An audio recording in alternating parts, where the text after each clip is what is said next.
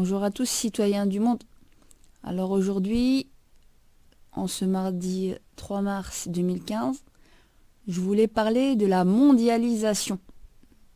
Voilà, la mondialisation telle que nous la connaissons et telle que nous la subissons actuellement en tant que citoyens européens, citoyens de Belgique. Et je voulais toujours pousser à la réflexion le citoyen concernant nos modes de, nos modes de vie, nos modes de vie, nos modes de pensée et notre mode de consommation en fait. Alors en fait, la mondialisation, qu'est-ce que c'est exactement? Alors si on devait donner une définition de ce qu'est la mondialisation, ne serait-elle pas la traduction de l'aspiration des citoyens à pouvoir consommer quelque chose qui se trouve à l'autre bout du monde et pouvoir avoir accès le plus facilement possible sur son territoire à ce service ou à un bien de consommation, on va dire, qui soit le plus accessible possible dans un instant T très court, dans un délai très court, sur le territoire où il est. Donc, avant, si on réfléchit, on se rendra compte que les transports étaient plus chers. C'est-à-dire que quand on voulait consommer un plat, je sais pas, ou quelque chose de typique d'un pays bien particulier, on avait recours au transport, peut-être à des frais aériens, maritimes, peu importe, pour pouvoir avoir ce privilège de consommer quelque chose de particulier. Or que maintenant, les fabricants par exemple, de vêtements ou de culinaires, on fait en sorte de mettre des magasins, des succursales dans chaque pays, de manière à donner accès donc à tous les citoyens du monde, à ce privilège, on va dire entre guillemets. Mais en même temps, il faut comprendre que la mondialisation, par le fait que, par exemple, une société puisse posséder plusieurs entreprises dans différents continents et dans différents pays, c'est un système de pieuvre, de ramification, qui fait que lorsqu'un système s'écroule, il peut s'écrouler par château de cartes bien ailleurs. Et donc finalement, c'est une forme d'industrialisation de la consommation aussi, d'une certaine manière, mais en parallèle, nous avons perdu l'indépendance et l'authenticité d'un pays,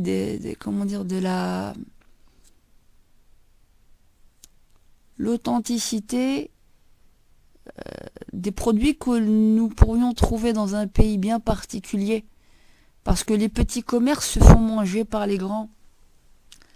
Et cette manière de faire fait en sorte que finalement la population locale devient de plus en plus pauvre et laisse la place donc au grand patronat.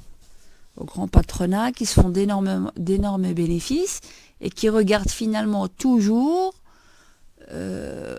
où gagner de plus en plus de marge.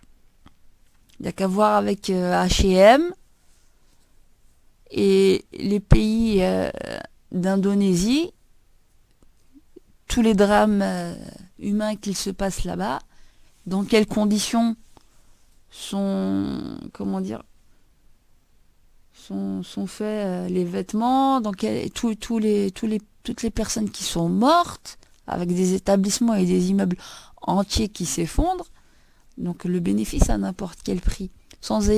D'ailleurs, par rapport à H&M, il y a eu donc un reportage dans ce sens et qui a prouvé que c'était une société qui payait même pas d'impôts, qui faisait en sorte de payer des impôts nulle part, sous prétexte qu'il n'y avait pas de législation en vigueur dans les pays qui manquaient donc de législation dans ces pays. Elle est partie exploiter en fait tous ces gens-là, en prétextant et en se donnant bonne conscience de leur donner en fait du travail qu'ils n'ont pas en temps normal. Donc, finalement, on a perdu de notre authenticité et ce que je regrette, c'est que finalement, quand on voyage, on a toujours l'impression de ne pas avoir voyagé. Quand on regarde certaines capitales et on retrouve les mêmes chaînes de magasins, un peu la même structure, les mêmes marques de partout, on se rend compte que finalement, nous qui avons voulu être dépaysés pour se ressourcer et voir des choses qu'on n'a pas l'habitude de voir, finalement, on revoit exactement la même chose de ce que nous avons laissé derrière nous. Et par-dessus le marché, c'est une colonisation mentale du citoyen pour le pousser à une uniformisation de ses mœurs. Voilà. Une uniformisation de ses mœurs, une uniformisation vestimentaire et idéologique. D'où le clash à l'intérieur même de plusieurs pays où certains donc évoquent la modernité sous prétexte qu'on leur a vendu ces produits comme étant de la modernité, et ceux qui sont restés avec leur culture bien ancrée par fierté et fidélité sont vus comme des moyenâgeux. Voilà. Donc finalement, c'est aussi quelque part, je trouve, une guerre idéologique. C'est une guerre idéologique que l'on a fait à travers le monde entier aux pays qui étaient indépendants, qui avaient leur culture, une attaque de la culture aussi, des racines des populations pour uniformiser la pensée. Et aussi, si on réfléchit bien aussi, c'est de se dire que par ce genre de méthode, on a,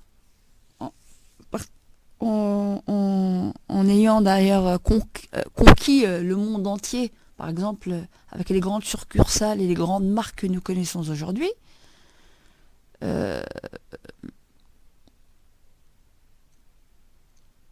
oui, voilà, acculturer les populations de leur propre histoire en nous vendant un modèle, le modèle par exemple américain de la modernité, du rêve américain, mais maintenant on l'a fait passer via via les modes et les codes vestimentaires, et donc nous perdons chaque jour, à chaque instant, l'identité d'un pays. L'identité du pays qui est importante, mais en même temps, le multiculturalisme est une richesse. Et justement, la population, pour qu'une population s'enrichisse, que la richesse ne reste pas toujours entre les mains des mêmes, il faut que les indépendants puissent être vraiment indépendants. Et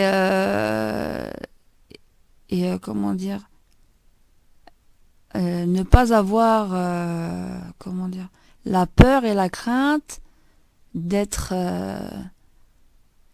mis à l'écart par des grandes firmes très puissantes qui n'ont aucun état d'âme à mettre les gens au chômage et leur faire perdre leur emploi. Nous sommes devenus tous des consommateurs au lieu d'être des acteurs économiques et des personnes très indépendantes. Voilà. Donc je me dis qu'il n'y a rien qui empêche, comme on nous a mondialisé le commerce. Rien n'empêche de mondialiser. Donc on nous a mondialisé finalement les problèmes, les emmerdes.